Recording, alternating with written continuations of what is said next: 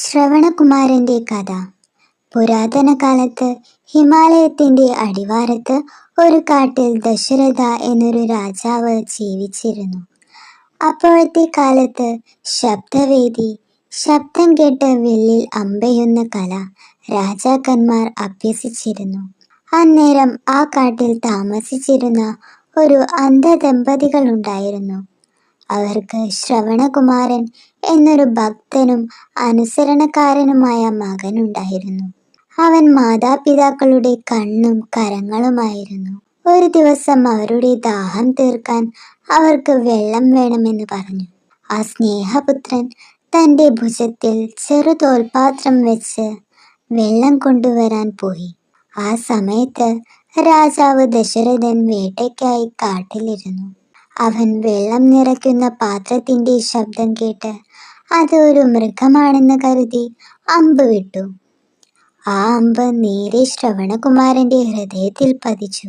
വേദനയിൽ കരഞ്ഞുകൊണ്ട് അവൻ പറഞ്ഞു, "മഹാരാജാവേ, ഞാൻ മൃഗമല്ല. എൻ്റെ അന്ധമായ മാതാപിതാക്കൾക്ക് വെള്ളം കൊണ്ടുപോകാനായിരുന്നു ഞാൻ വന്നത്. ദയവായി ആ വെള്ളം അവർക്ക് നൽകി അവരെ ആശ്വസിപ്പിക്കൂ." അങ്ങനെ പറഞ്ഞ് ശ്രവണകുമാരൻ പ്രാണൻ വിട്ടു. രാജാവ് വിഷാദത്താൽ വിറച്ചു.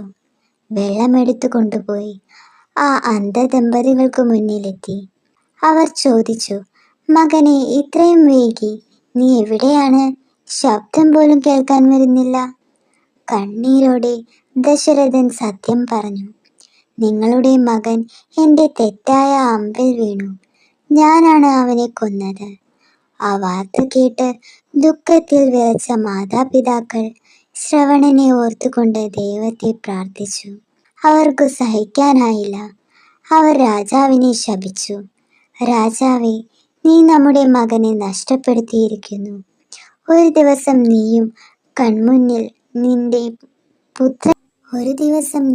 കൺമുന്നിൽ നിന്ന് പുത്രവിയോഗ ദുഃഖം അനുഭവിക്കേണ്ടി വരും." അവരുടെ ആ ശാപം വർഷങ്ങൾക്കിപ്പുറം സത്യമായി. അയോധ്യയിൽ ശ്രീരാമൻ വനവാസത്തിന് പോകുമ്പോൾ ദശരഥൻ തൻ്റെ മകന്റെ വേർപാട് സഹിക്കാനാകാത്ത ദുഃഖത്തിൽ അന്തരിച്ചു. തെറ്റായ പ്രവൃത്തികൾ അനായാസം ദോഷഫലങ്ങൾ ഉണ്ടാക്കും. മാതാപിതാക്കളുടെ സേവനം ദൈവസേവനത്തിന് തുല്യമാണ്. അനുദിനം നമ്മുടെ ഇടയിൽ സംസാരിക്കുന്ന ഓരോ വാക്കും ചെയ്യുന്ന ഓരോ പ്രവൃത്തിയും മറ്റൊരാളുടെ ജീവിതത്തിൽ വലിയ സ്വാധീനം ചെലുത്തുന്നു.